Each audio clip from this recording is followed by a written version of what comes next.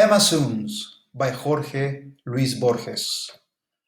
On January 14th, 1922, when Emma Zunz returned home from the Tarbuk and Lowenthal weaving mill, she found a letter at the far end of the entryway to her building. It had been sent from Brazil, and it informed her that her father had died. She was misled at first by the stamp and the envelope. Then the unknown handwriting made her heart flutter. 9 or 10 smudgy lines covered almost the entire piece of paper. Emma read that Senor Meyer had accidentally ingested an overdose of veronal and died on the 3rd of that month in the hospital at Bagé. The letter was signed by a resident of the rooming house in which her father had lived. One fine or fein in Rio Grande. He could not have known that he was writing to the dead man's daughter. Emma dropped the letter. The first thing she felt was a sinking in her stomach and a trembling in her knees. Then a sense of blind guilt, of unreality, of cold, of fear. Then a desire for this day to be past. Then immediately she realized that such a wish was pointless, for her father's death was the only thing that had happened in the world, and it would go on happening endlessly forever after. She picked up the piece of paper and went to her room. Furtively, she put it away for safekeeping in a drawer, as though she somehow knew what was coming. She may already have begun to see the things that would happen next. She was already the person she was to become. In the growing darkness and until the end of that day, Emma wept over the suicide of Manuel Meyer, who in happier days gone by had been Emmanuel Zunz. She recalled summer outings to a small farm near Gualeguay.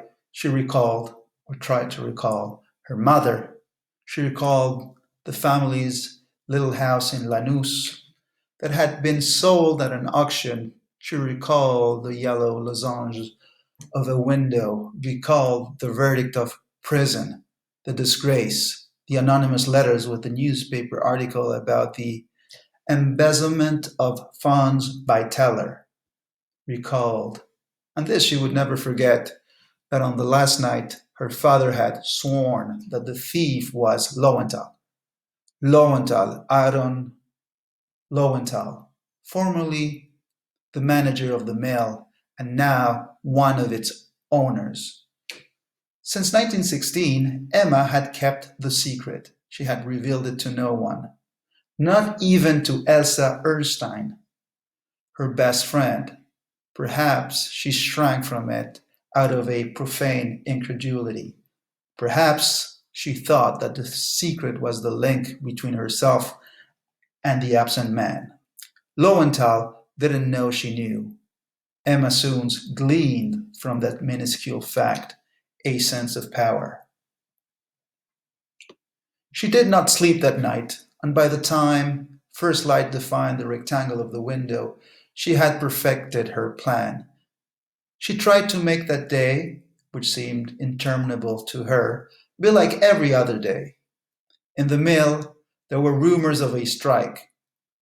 Emma declared, as she always did, that she was opposed to all forms of violence.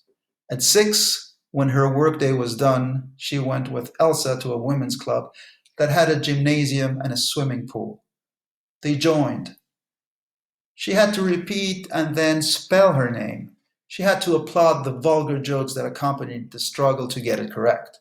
She discussed with Elsa and the younger of the Kronfus girls which moving picture they would see Sunday evening.